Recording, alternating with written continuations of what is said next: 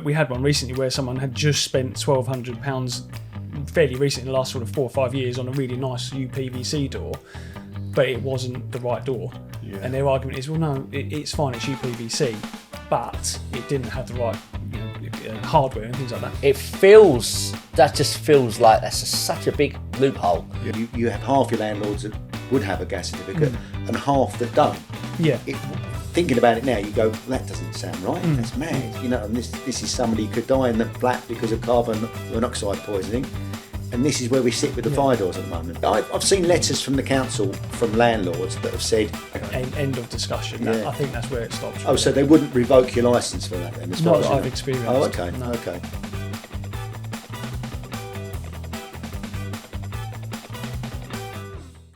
We've got back in the room Dean Salmon and Gerry Purcell. You're experts at this now. This is your second podcast, so thanks for coming back in. Today we're here with Nick Monro from Turner Estates. Correct, yeah. Thanks for having me. Yeah, that's an absolute pleasure. I'd like to really talk about fire door compliance for landlords, leaseholders and estate agents. It's a big subject, and I think a lot of people really don't know enough about this. So I'll start the conversation really about saying, what in fire safety regulations, what do we find in your space? What does a fire regulation look like to you?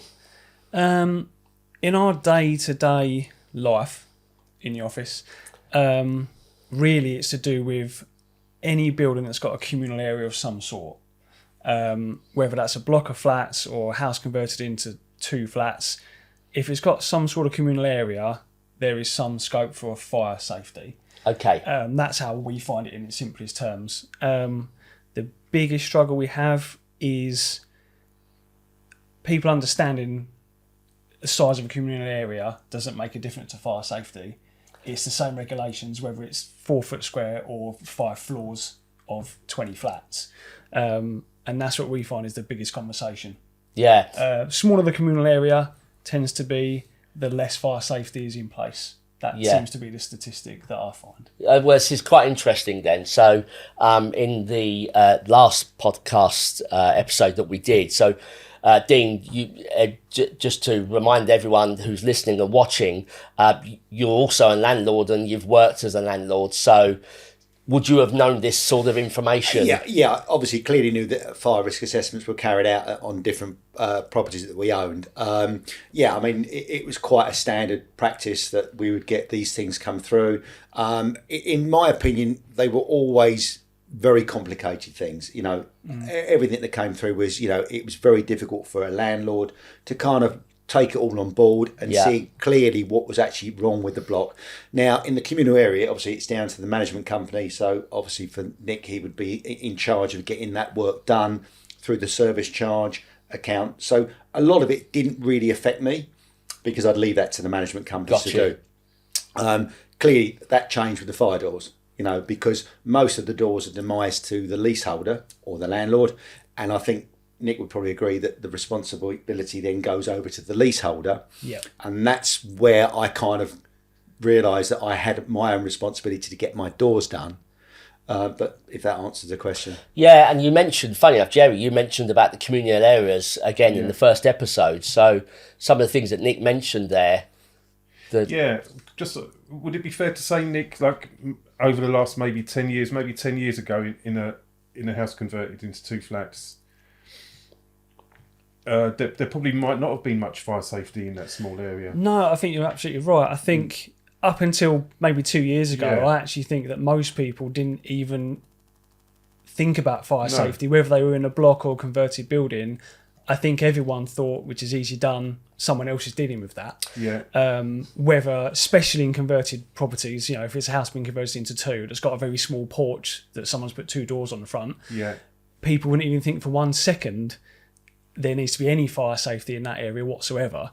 And even in blocks of flats, I think until the fire doors regulations started, even up to just months before that, most people living in blocks probably just thought, oh, someone else deals with that, and never gave it a second thought, unless you've had a a resident living in a building for 15 years, they might notice things changing over time. But I still don't think that residents in blocks even think about much fire safety. Especially converted, because what we find is a house gets converted into 2 or 3 flats. Yeah. By a builder, maybe X amount of years ago, and they didn't think about fire safety. So you've got an area where you have the little electrical cupboard. That's not in a fire safety area. Well, a lot of the older ones, the meter cupboards are literally just on the wall. Yeah. They're not even covered up. Even recently, a carpenter has made a really nice looking wooden cabinetry over something, and it's just no good whatsoever.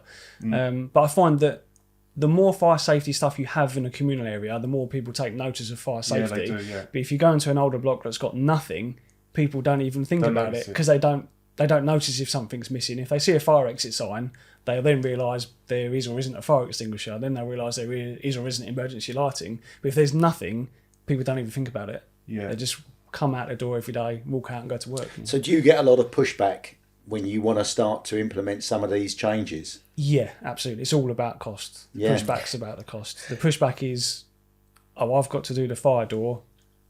Surely that's covered by the service charge. Where's my money? It's not a malicious. That must be it every single time. I would feel. Yeah, it's not a malicious pushback. It's a genuine question. People don't realise that from the flat door inwards is down to them effectively, and from the threshold outwards is down to someone And this else. is what we picked up on the last podcast, that the door is demised to the leaseholder. Yeah. So from Nick's point of view, he's the responsible person for the communal area. Yeah. But then where does the responsibility go over to the leaseholder? Because the leaseholder will say, well, why is it not coming out the service charge? Yeah. Well, that's a communal side. Yeah, I would definitely think that. Absolutely. I would. And this is, I think, why people don't do the doors, because they go, well, I've just paid that, sir. I've paid £800 service charge. Why am I now having to pay more for a door? Yes. No, clearly that's got to be Turner's responsibility. Yeah. So I guess that's the key for you, isn't it? Getting that message across. And it's the complicated specs of it as well. Because we had one recently where someone had just spent £1,200 fairly recently, in the last sort of 4 or 5 years, on a really nice UPVC door, but it wasn't the right door. Yeah. And their argument is, well, no, it's fine, it's UPVC, but it didn't have the right hardware and things like that. And trying to educate them in the exact specs of what's needed, especially when it's not a very exciting change, is it for people? Getting a fire door, which tends to be a heavy wooden door with intermittent strips, is not a very good looking piece of equipment on your flat sometimes. So I think people push back because they just don't want a new front door. Yeah, we get that a lot, where people have put in a UPVC door or a composite door that isn't fire rated. Yeah. And this happens. We might come across one of these once a week at least. And it makes you wonder that maybe the installers aren't even aware of the legislation, because an installer's come along and then put that door in a block of flats. Yeah. Well, I don't think you can come to any other conclusion that is. That's the situation. They weren't aware. And it's not a regulated. It's not part of their spec, is it? If someone asks for a front door and orders it, you put it in. It's not. It's not their lookout, is it? Yeah, because this is an existing build as opposed to a new build. Yeah. Yeah. Right. Okay. Yeah. So how have you educated your leaseholders or your landlords? You send them a letter explaining about the regs and how they've changed? The main points is, reg changes, the latest fire risk assessment, which will point out the door issues, then trying to give them a cost, and then how are we going to do it? That seems to be the stages. And a lot of people haven't got the money. Times are tough right now. A lot of people don't have £1,800 to change their front door quick. It's a big deal for a lot of people. Well, I think we touched on that point on the last podcast. That's why we introduced the payment scheme. That's a good idea. At Compliant Fire Doors. We've got a payment scheme that over a year you can pay 0% interest. We pick up the cost, so we have to pay the third party a cost or a fee for that. So we try and keep that away from the client. So the client is able to be compliant, but at a much reduced cost. But clearly, as you say, it's one of those things where it's just that grey area, isn't it? Yeah, you know what I mean? It's a tough area, especially when they don't know you, they don't speak to you very often. From their point of view, you're not in charge. It's their house, it's their home. Who are we to suggest they have to do something to their home? It's quite hard to push that, to work with them to say this is for everyone's ultimate safety. Statistically, touch wood, of course, something might not happen, but if it does, we have to try and plan for all the risks, because that's what you have to do. It's like, yeah, and it's interesting, isn't it? I suppose like management companies probably don't get a fair rap in many ways, because let's face it, it's one of those things. It's like we only hear from you when you need to tell us we need to spend some money. Absolutely. But actually, you're there doing your obligation. Is set. There are parameters to your obligation, aren't there? You know what we have to do, and fire safety is very obviously inside that. Absolutely, yeah. And I think a lot of people think when they pay service charges for blocks, let's just say they pay it in January and it's £1,000. When they pay their £1,000 in January, they immediately think that money has been spent already. Yeah. I think a lot of people don't realise that it hasn't been spent. It's being spent throughout the year. Yes. And I think that worries a lot of people. They give their managing agents their service charges and then get very concerned about where the money's gone, without thinking about the fact that the money hasn't actually gone. It's sitting there being spent throughout the whole year. And I think that's another thing that doesn't help managing agents, because people are asking where's the money gone that I've already paid, and it hasn't actually gone. It's it's being spent throughout the year as things happen and things are getting done. So trying to explain to people that your money is still there, but instead of being in that pot, it's in this pot and it's slowly being used. Yes, I think that's a hard one. I think once people understand that you're not just spending their money straight away, this is a different entity completely, they kind of get a bit more on side of what you're trying to achieve. And I think as soon as they realise that it's not the agent asking for the money, it's being spent on the fire door. I think that changes things as well. Because I think a lot of people think the agency are just trying to get money, but it's not going to the agency or the block management company, it's going to the fire door. I think that's the other. So who carries out the fire risk assessment? You basically will speak to Gerry within Expiro to do the work. Right. We'd book the fire risk assessment. Usually we get the quote for the fire doors, send them to each individual leaseholder to say your doors failed, here's a quote. Yes. Feel free to get others if you'd like, but here's the quote we have. We can get it booked for you. You can book it direct, and then you kind of have to leave it with them initially. Can I just ask, on that point where you send it to the leaseholder, are you making the freeholder aware? Because I'm a freeholder as well, and I've got one or two blocks now that we're still trying to get our leaseholders to be compliant. And from my point of view, as the freeholder, there's always that slight doubt that the insurance company will pay out fully if you haven't complied to certain regulations on the statement of facts when you take out the insurance. So for me, I'm just interested to know if we are making the freeholders aware that some of the leaseholders, because in most leases, if you're invalidating the building insurance, you're breaking a covenant, and it can be taken further. So I was just trying to see how many times we're educating the freeholder to say, look, your block of 10 flats, at the moment you've got 5 that are compliant, 5 that aren't. You might want to make sure when you do the insurance that year, you make it as part of the statement of facts. This is where we are. We're clearly working towards all 10, but at the moment we're at 50%. I just wonder if that was something you... we do make the freeholders aware. The general consensus is, to us, no problem, thanks for making me aware. Do what you need to do to make it right, effectively. So it's pushing the buck back to you then. Well, but again, that's a communal thing. No, this is the demise doors. The communal doors are covered under service charge. And because the freeholder has the responsibility on any lease, the freeholder's responsibility is all the communal area. And what they can do is they can go and instruct Nick to do the work and then recharge all the leaseholders. It's part of the lease. So you get your money quite easy from the service charge and you can charge a management fee for that.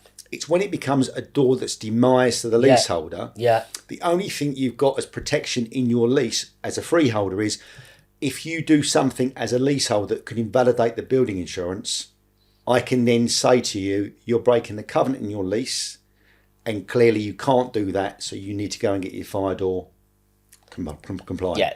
So we as a freeholder are looking to push that a little bit more. But I still understand from Nick's position, it's not the easiest way to do it. And to your point there, when it comes back to you, well, do what you need to do. Aren't you saying, well, no, you need to do what you need to do.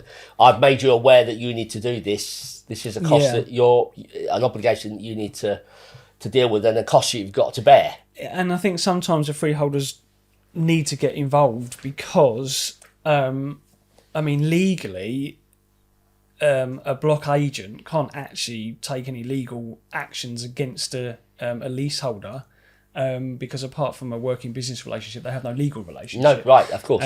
So in theory, a freeholder would actually have to be the person who would take any formal legal action if someone completely flat out refused to do the work, which is also one thing that no freeholder wants to do. One, it's very costly. Yeah, right. Yeah, very costly. Yeah. There are provisions in a lease for me to claim back legal expenses. Yeah. 146 notices and things like that. But clearly, it's the last thing you want to go and do. Personally, I think there's not enough education out there. And whether that's from the fire services, the councils, people like that need to be making leaseholders aware of their responsibility. And I think we touched on it on the last podcast. If you get your door compliant, you're giving everybody else in that block 30 minutes to get out before your door is compromised. That's got to be a message that we've got to get out there. I guess it's a wider subject on the problematic issues with leases. Like when somebody buys a flat, they're buying a lease for maybe 100 years or 1,000 years, but it's just a lease. And when they buy that, they agree to adhere to the terms of the lease. And they may not fully understand that when they buy the flat. They might think they're buying it, they own it, they can do what they want. Yeah. So... Yeah. Most people are probably almost completely reliant on the solicitor advising them correctly at the time of the purchase, I would have thought. Yeah. Some solicitors are very, very good with explaining everything, and some will just get it to completion because that's what the clients asked for. Yeah. I think the biggest hiccup still for leasehold purchases is probably the fire doors. Yeah. That's what usually stops a sale going through. we're seeing quite a lot of that coming through now. Yeah. Well, interesting enough, I know in the future podcast we're going to be talking to some solicitors. We've got a solicitor on in April, so he'll come in. He will come in and we'll talk more about that as well, because I think it's an important subject. How does that come to your attention then? What's the process? What happens? It's usually the purchaser's solicitor will raise the inquiry as to fire risk assessment, what points were raised, have they been actioned on the fire doors. Right. I actually don't know what the legal stance is. If a client is buying a property and it doesn't have a fire door, and the client simply says, I just want to buy the property and get it completed as quickly as possible, I don't believe the solicitor's under any legal obligation to not complete on a property because of a fire door. No, I think if they've got a mortgage against it. Potentially, yeah. Mortgage may, that's true. That is, I think we touched on that the before. mortgage company, it might be a requirement. I haven't had much experience of that, but it might be. But that's a conveyancing process rather than the agency probably finding that out. But it might be a term on the mortgage offer.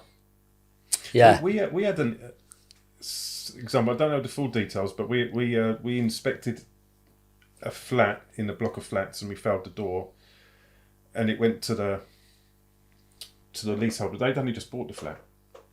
I had it literally a couple of weeks ago. Yeah. A guy that only had a flat for 6 months just bought it and he's just sold it again and it's come up. So they went back to their solicitor. You sold me this flat, and the fire door's not compliant, and they were able to prove that there were checks done before the sale went through, which also failed the door. And I don't know how they come to an agreement, but the person that sold them the flat has agreed to pay for the fire door for the new leaseholder. Maybe they had to do that. Yeah, That's another interesting thing because in my experience, when they say that's happened, I've had experience where a purchase has been reduced in price by $2,000 to incorporate the cost of the door.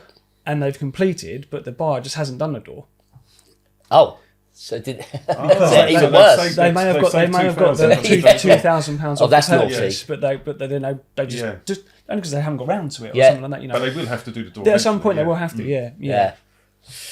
So just sort of delving in a little bit more about sort of certification when this is happening. So I've heard of there's a gas safety certificate for residential. For any letting. For any letting. What others are there related to? Yearly gas safety CP12 certificate. a 5-yearly electrical installation condition report, which is EICR, and a 10-yearly energy performance certificate, which only has to be redone. If an energy certificate expires, that's potentially okay, unless there's a trigger event in the tenancy, then it has to be renewed. So say, for example, the energy certificate is expired and nothing happens, that's okay. But if the landlord wants to give the tenant notice, there has to have a valid one in place. Or if the landlord wants to renew the tenancy or raise the rent, any trigger event, it has to be valid. If it's just rolling on a monthly contract and nothing's changing, it can be expired. Yeah.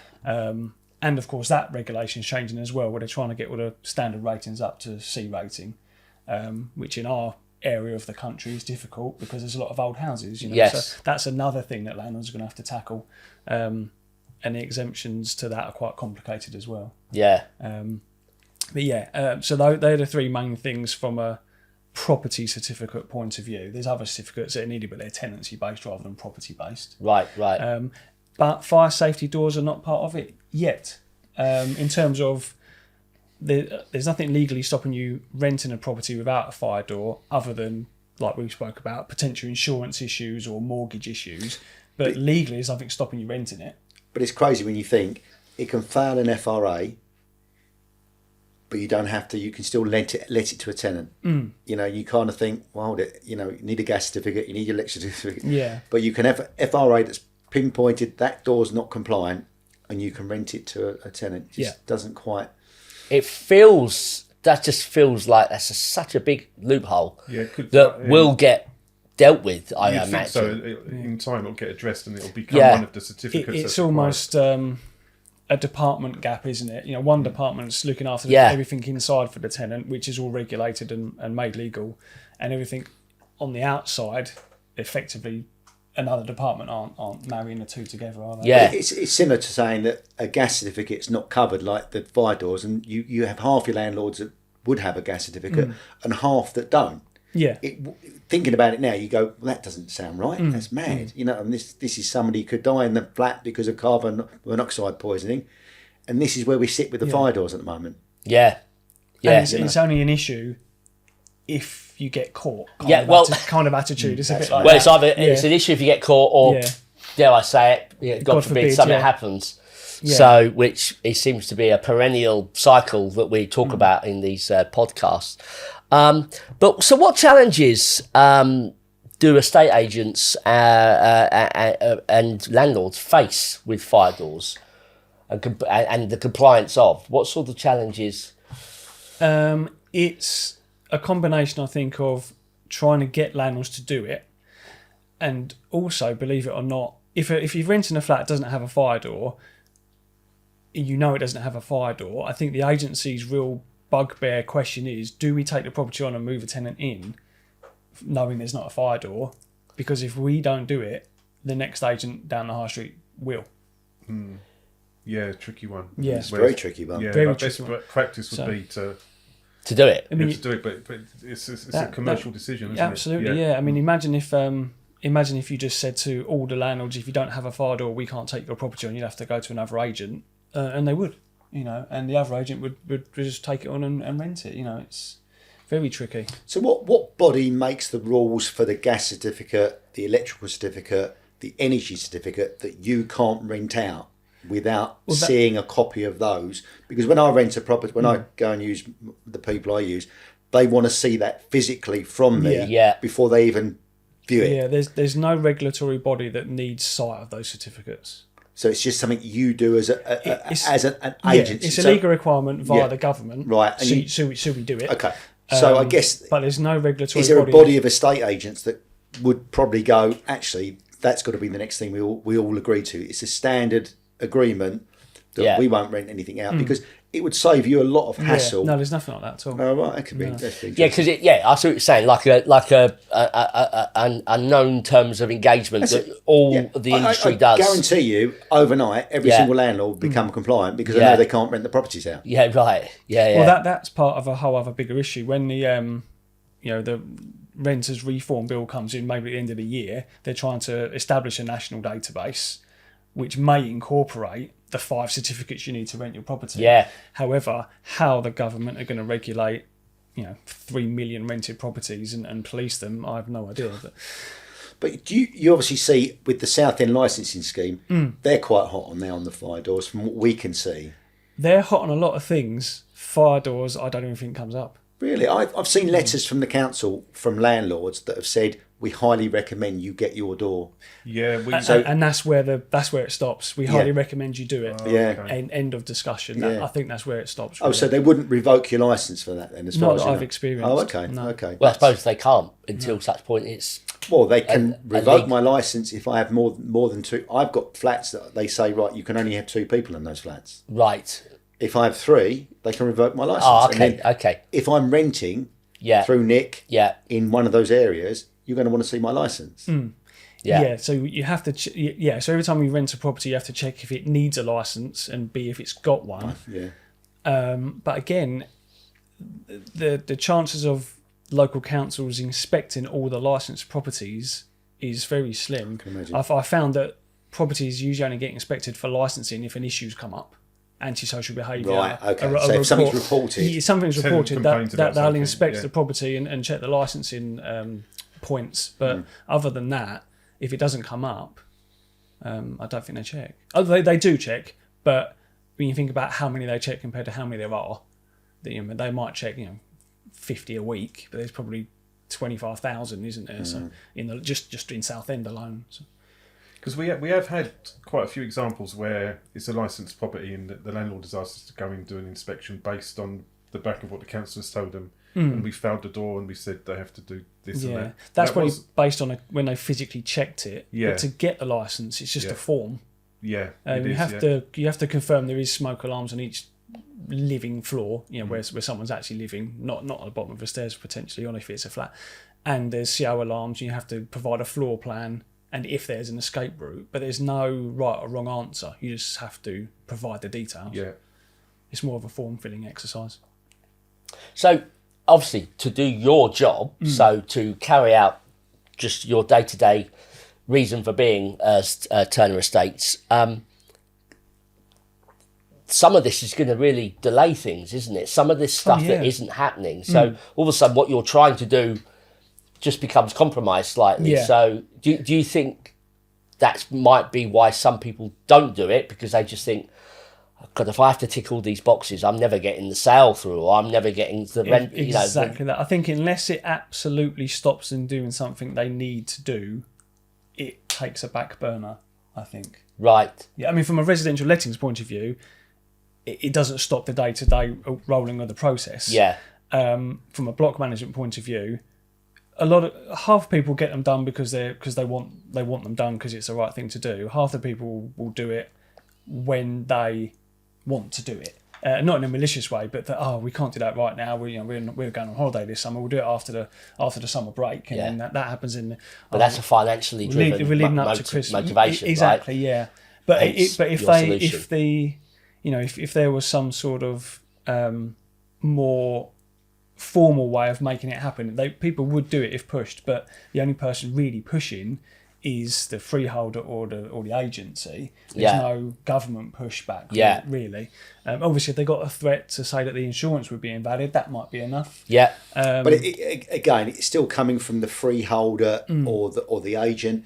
The government. If there was a bit of a clearer, this needs to be done. That's the big thing, isn't it? I think any property related information in this country, I find is very hard to find and poorly communicated nationally. So if there's changes in regulations, to find out all the details, you really have to dig deep, and there's no public information, if that makes sense.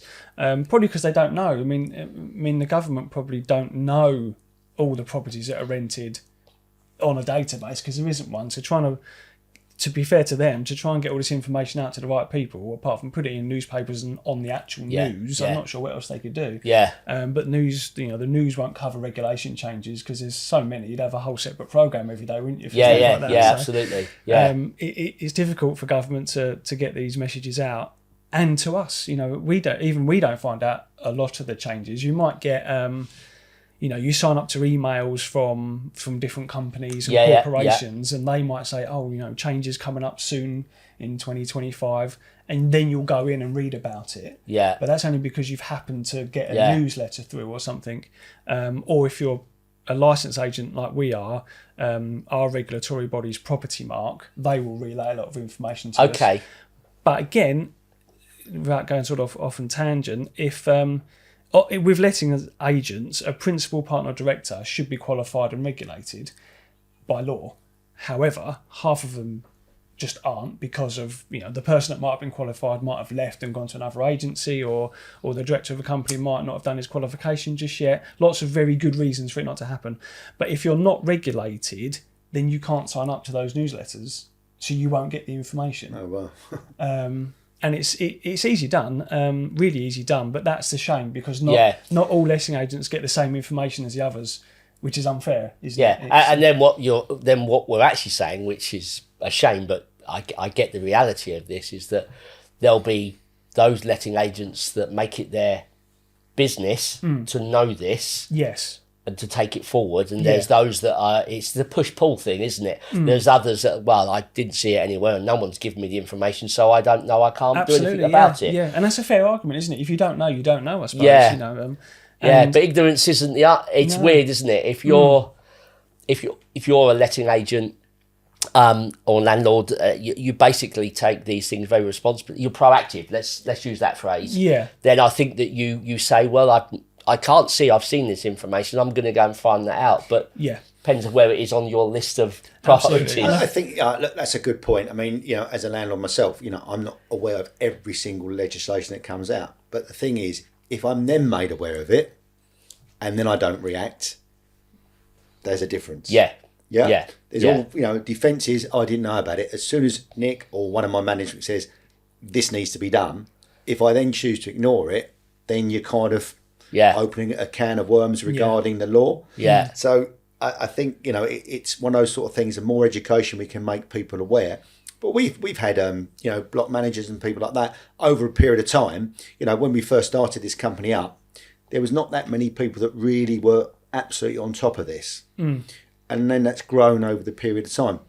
I would say now, everybody everybody in the area knows about this. It's become in the last 6 months.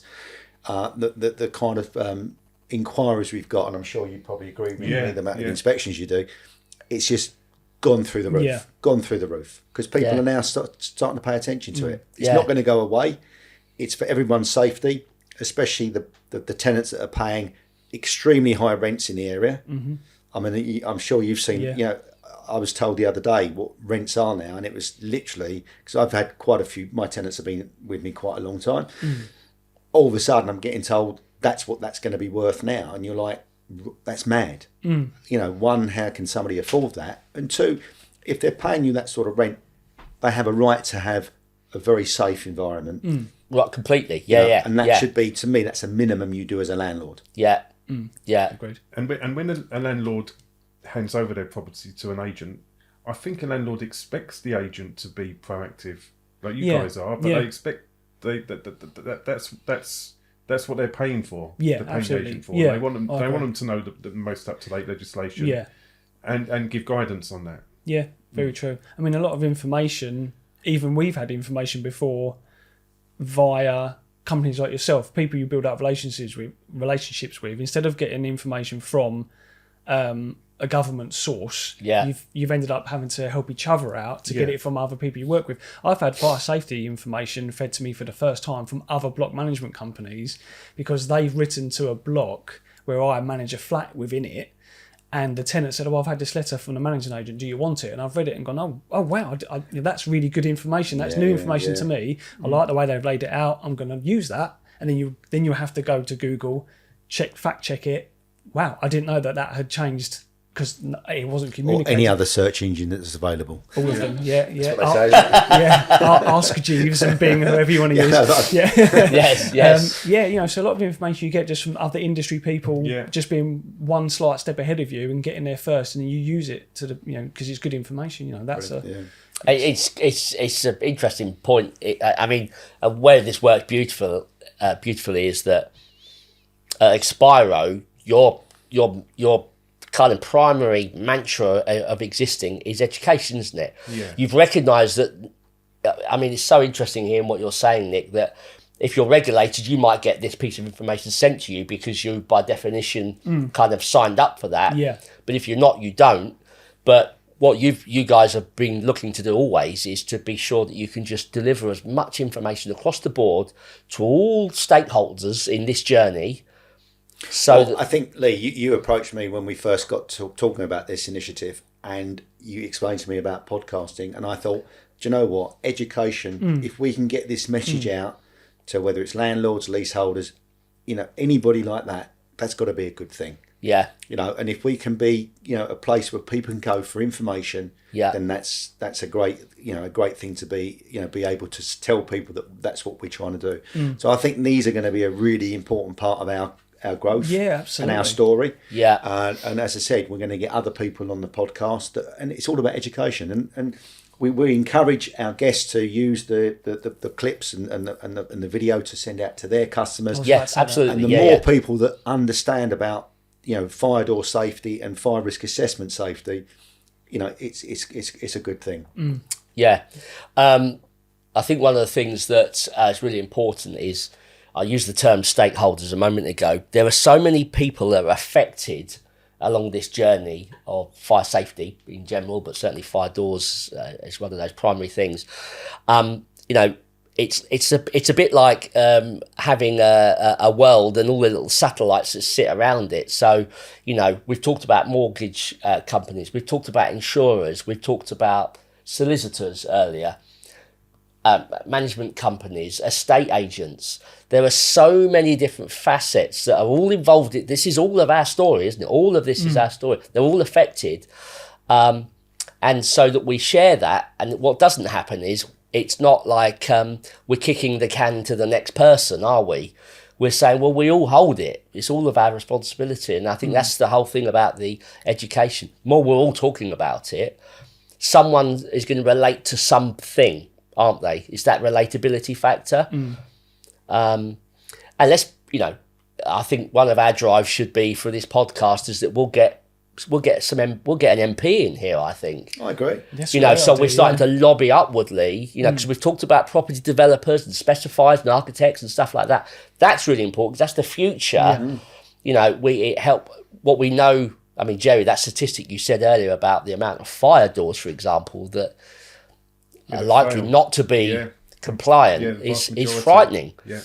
So it's with that in mind that we can speak with specifiers and planners to say, even some of the new builds aren't fully compliant. So we start to change the direction of that story, don't we? Because regulation across all aspects has tightened over the last 10 years, from money regulation, mortgage regulation, fire safety, health and safety, building regulation. But they've all tightened independently of each other, but they've all kind of linked in some way. Yeah. Definitely. Like the mortgage regulation has tightened up, which is linked to the fire safety regulation, because they're looking at that saying you need to have all this in place, otherwise we won't lend you the money. It's that cross-platform communication that's got so many gaps in that bridge of communication. Bridging Everyone's on together. the same bridge, but there's so many gaps they can't get to the end. It's a bit. It's, so your biggest pushback when you send a leaseholder or a landlord a letter saying your door needs to be done, is it just financial is the biggest, or is it just I think, we don't do it? I'm just interested to know. I think based on facts, I would say it's financial. I think based on opinion, I think it's also people have got busy lives, so it goes a bit on the back burner. It's not an interesting change to a home. No, if that makes, it's not like you're getting a nice new kitchen or something like that. So from their point of view, it's not a nice improvement to your home. It's just a tick box on a piece of paper that's quite expensive, even though it's a really important thing.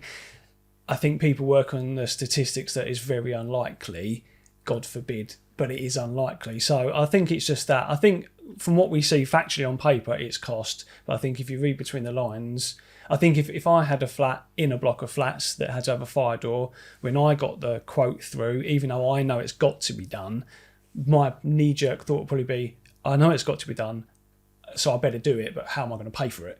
And I think that's the same for a lot of people. And a lot of landlords aren't like they used to be 20 years ago. A lot of landlords are landlords. Obviously, you can't be a landlord by accident, but sometimes it's circumstantial, or if you're a single chap that's met a partner and you've moved in together and you have one other property, you've decided to rent it out, or if you just buy for an investment, you just don't know. There's so many different scenarios that you become a landlord. And a lot of landlords aren't doing it for big profits nowadays either. They're doing it for longevity. I'll rent it for 25 years and I'll have it as my pension. So it's very different, what their circumstances may not be. So it's a really tricky one. But again, I think on paper, probably cost. For me, I think, which I'm totally in agreement, and I have the same conversation with other landlords I know about cost. But my kind of argument back is always, look, that cost is monetised over the next 20 years. So if you think about it, it's not a lot of money. Yeah. It's probably the same what you'd pay for a gas certificate if you monetise it over 20 years. Yeah. If you do it 20 years... over 20 years, exactly. It's a cup of coffee, right? Yeah, I've got to do a gas certificate every year for the next 20 years at 60 quid a time. Yeah. So if you think about it, you're doing a door monetised over 20 years. Yeah. It's the same price. Yeah. But I think it's the education we've got to get out there that it's a one-off cost, but look at it over a 20-year view or a 10-year view. How long do you own a property for? You don't own a property for 6 months. You own it for 5, 10, 15 years. Or if you become a landlord, just make it part of your plan. If I'm going to be a landlord of this property, which I want to buy to rent, I need these 5 things to be able to do it. And just put it as part of your budget if you can. Or like you say, if you know it hasn't got a fire door, you know it needs doing. Like you say, you might think, well, I know that needs doing. I'll spread it over 12 months. I'll get it done. You just got to try and budget for it. And it's only got to be done once, in principle. That door should last 25 plus years, shouldn't it? So depending on regulation changes, of course. But and the tenants you have. Well, I mean, this is the other thing, right? This is, let's... But that's why they get inspected once a year, because we've all had bad tenants, and sometimes you can't factor that in. Oh, well, this is interesting. So that's an interesting thing. So there you are, you're a landlord. So there's a particular tenant where they're coming up to their notice. So I imagined the obligations both sides. Do you want to stay? Yes. Do I want you to stay? Yes. No. What if in that time you've served them a notice? So I don't know who I might even ask them the question here, that they need to get their fire doors done, but they've just simply ignored it for whatever reason. Maybe they know they're coming to the end of their term. I think there's a crossover here, because the tenant isn't legally responsible for the work inside the flat. It's the leaseholder or the landlord. Yes. You have raised a good point though, because that might be worth thinking about. When someone comes to renew their lease, they might be able to make it a restriction that you can't renew your lease until you get your fire door done. Tenancy or leaseholder. The leaseholder, with the freeholder. Yeah, that would be a good caveat. If you want to renew your lease, you can't do it unless you've got a fire door. That's probably one way of semi being able to enforce it. I mean, people might wait 5 years to do it still, but at least that might be a caveat for people trying to renew their lease. You've got to have your fire doors, you can't renew it. Yeah, I guess it depends who enforces that. I think people extending leases or renewing leases, most people will run it down to their 80 years to go, and then it's the tenancy agreement. Yeah. I think it comes down to that. I think once a tenancy agreement has to either becomes periodic or you start a new one, maybe that's when you have to say... Can you put it in a tenancy agreement then? So yes. Well, the tenant should be asking. It really needs the tenant to be going, look, I want the flat, but it should have a fire door. It's going to protect me. What's the other way around? What if you're telling the tenant, before you become a tenant, okay, now let's... they probably wouldn't put it in the agreement, but a good landlord would have a fire door. Would have a fire door. It'd be it's something a selling point, saying, look... What about if it's the same tenant? I'm a tenant, I've stayed in this house for... this property for 3 years. I'm going to probably do another 3 years. I'm going to speak to you now, Dean, about staying for another 3 years, and you're going to say, you've been a really good tenant, that's absolutely no problem.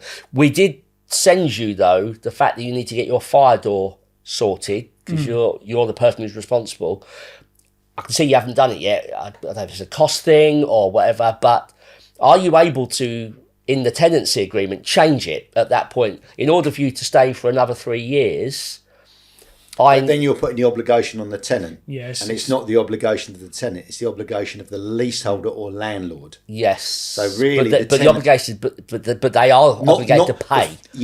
But the financial obligation should be on the landlord, Yes. not the tenant. You The can't. yeah. Sorry. Go on, no, So you, you can't put it in a tenancy agreement to make the landlord do that, because the tenant can't really enforce that clause in a tenancy agreement. Right. Yeah.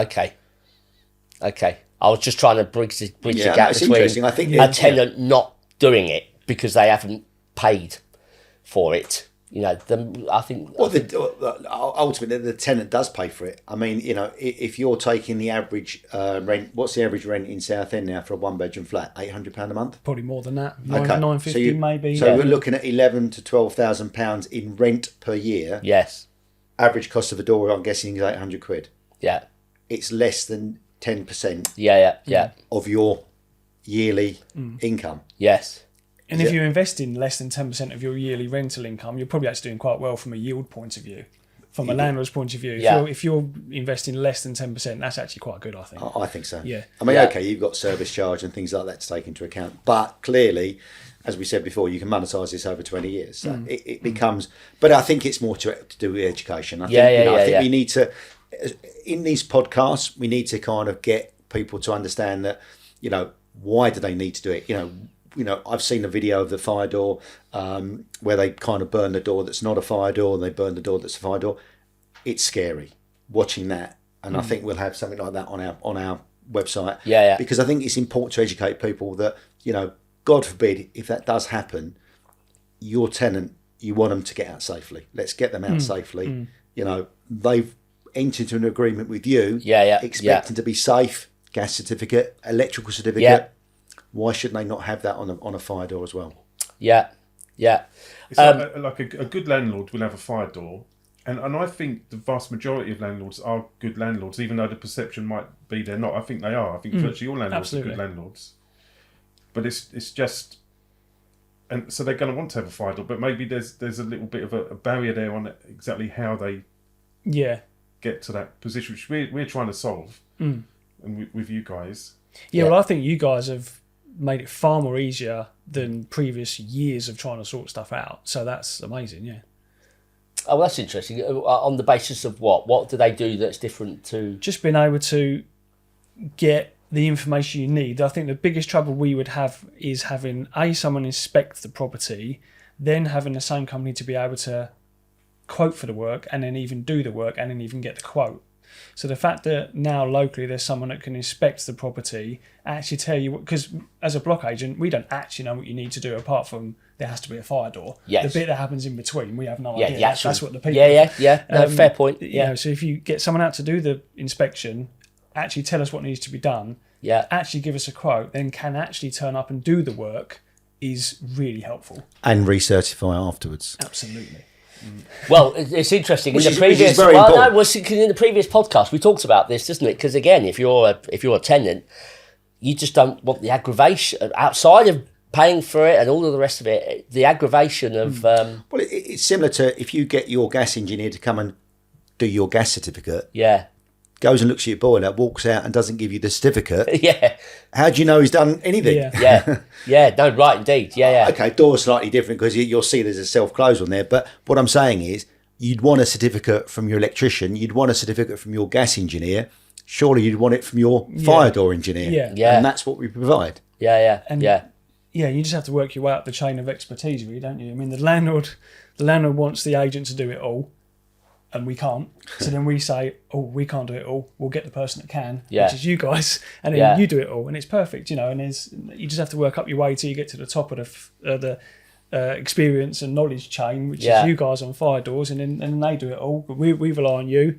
The landlord relies on us. The landlord relies on the tenant, and you just got to work your way through until it gets to the end of the chain, and then someone's done it. But that was the biggest trouble, is getting someone to actually do it at the end. And I suppose the thing that starts all this off is the inspection in the first place. Absolutely. How often do you inspect? Fire risk assessment, try and do every year. In terms of fire doors, I'm not sure if it's the right way or not, but doors into flats, so the leaseholders' doors really should be inspected yearly. Yeah. Communal doors are supposed to be inspected every 3 months, I believe, because they're statistically, I suppose, under more use. Yes. But I think that can be done by the responsible person. I was about to say, which would be the management company. Yeah. They can go in and do their quarterly checks. You're expecting, and it, visually you can say, yeah, that looks fine. Yeah. And you're covered under the law. You're Right. inspecting for obvious damage. Does the door close? Does it fit in the hole? That sort of obvious things. Yeah. I don't think there's a prescribed format other than due diligence of actually checking it's working correctly. But yeah, communal doors should be checked more than the flat doors. Yeah. So that's interesting. So just picking up on the point that prior to your work with these guys, the process before that wasn't quite so... Well, there wasn't a process, not an obvious process that you could follow. Getting the block inspected was easy. Then you basically have to find a builder who could fit a fire door. Right. That's basically what you have So to we do. talked about this earlier, didn't it? And I'm sure most builders do a great job, but it's not a specified piece of work, is it? If you want to put a... Yeah. Which is really what you do, isn't it? Absolutely. We just try to streamline the process. Yeah. And I was saying in the podcast before, we can pretty much take any report, any fire risk assessment report or a door report, and we can give you a quote off the back of that. We've made sure our systems are robust enough that if I see a report, we can get it right and we can give you a quote. It saves you time, it saves everybody time. In the old days, it was like you'd have to get the builder to want to go and see the door, quote on the door, and it just slows the process up. So all we did was just streamline it. We could just see there was a need to streamline it, and that's all we've done. Yeah. And it's obviously been quite successful. Yeah. So what do you see, as we start to wrap up this particular episode, what do you see as the future? So one of the things that we spoke about in the previous episode was that the fire regulations themselves have changed. Grenfell obviously has really accelerated this, but we've seen, if I'm remembering correctly, like three significant changes since 1998, fire regulations changing. What do you see is the future from your point of view, Nick, from being, from Turner Estates, of fire regulations in general? I think the future is really just... I think you're just going to have to pick and choose your work. Every time you get a new instruction for a block of flats or something like that, I think if it doesn't meet the minimum requirements to be able to manage it effectively, you've either A, got to think about as a business, can you take it on and get those problems resolved? Or do you just say no to the work? It's all well and good taking on new work, but if you're only taking it on for the sake of turnover, it's not good for your business ultimately, is it? You need to be making profit on your work, because that's what you have to do in business. So if you have a block from the 30s or something that looks beautiful but is way off of regulations, you could say yes based on we'll take on the block, however there's going to be an immediate £14,000 investment on all your fire doors. Once that's established, we could then take it over for you. Or you might have to, as a business, say we are not able to do that because possibly there's a reason why it hasn't been up to regs prior to that. So I think as a business, you've just got to decide, do you take on the work and try and fix a historical issue and try and get there, but whilst you're fixing a historical issue, you're then the responsible person? Or do you say we cannot take on that block because it's too far out of where we need to be? And as a business, we can't do the best for our client because we don't think we can bring it up to regs quick enough to make it right. And it's a really tricky... Do you take on the work in the hope you can fix it, or and to bring it up to regs quick enough, the biggest stumbling block is getting the money from the leasehold. Absolutely, and that's going to take you a minimum of 3 months from a legal process, but it's going to take you at least 6 by the time you've arranged it, got all the details, managed to contact people, started the legal process, and God forbid, all sorts of things can happen within that time. But the moment you're instructed and you've got an agency agreement on the block, you're the responsible person. Whether it's had 20 years of nothing prior is irrelevant at that point. So you're taking on the historic responsibility straight away. Yeah, the poor management in the past, and it may not even be managed by an agent. It could have just been managed by. It might not even be poor management. Sometimes you get beautiful blocks that are managed by the residents that live there themselves, and they've done a lovely job. Oh, that's interesting. They've done a lovely job. The directors of the. Of course they are. Yes. So. And we found this. You go to them and they go, "We're not spending that." Yeah. And you kind of say, you're trying to educate them. Yeah. This is why we're doing it. This is why you want to do it. But they say, but the block's been like this for years. Yeah. It's fine. Yeah. That's so interesting because there's a lot of that. Yeah. I mean, that's actually, there's a lot of that happening. I see that a lot of people get themselves out of the freehold agreements that they're in, or if they're managing, they do it themselves. And the other thing is, obviously, right to manage. I mean, most right to managers will put somebody like Turner Estates in charge of the management, but there'll be 2 or 3 directors that are leaseholders as part of the RTM. Now, those people don't always understand their responsibility on the block.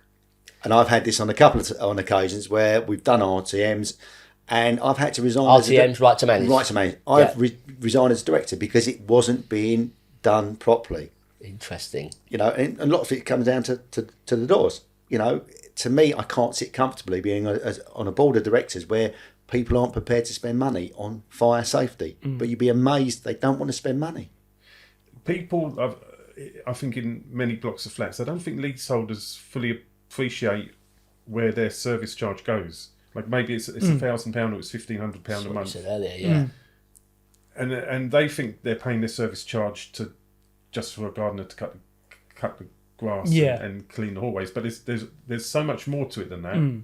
I think it's because people don't visually notice the difference. If the grass is always cut and the hallway's always clean and the windows are always quite shiny, they won't notice. Yeah. It's not until something happens they notice the difference. So they just don't understand where the money's going. Yeah, they might say, I'm paying £1,000 a year and I'm not seeing anything change.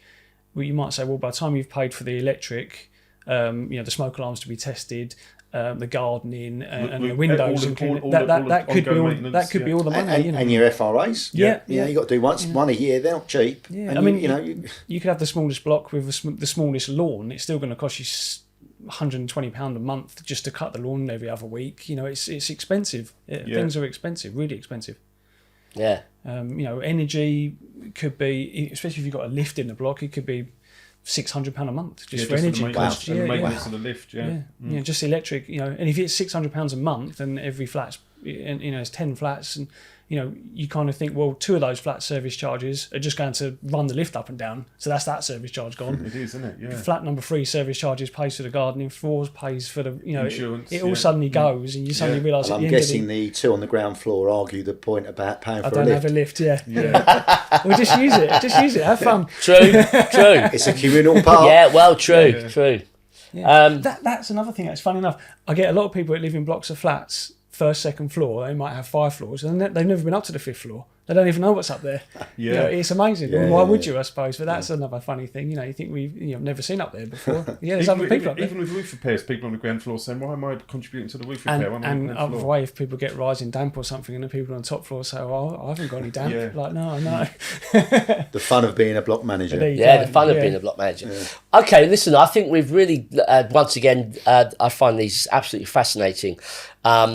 Every time we have these discussions, the subject of responsibility is undoubtedly one of those big things that, I feel like we'll never not talk about. And the responsible person, whether that's a person or a company, and where people's obligations begin and end, just feels like the constant conversation that we're having. So I guess it's incumbent in all of us, which is why we're here, is to be able to discuss it once in a conversation and share this conversation with people that are listening, so that we're educating and we're navigating.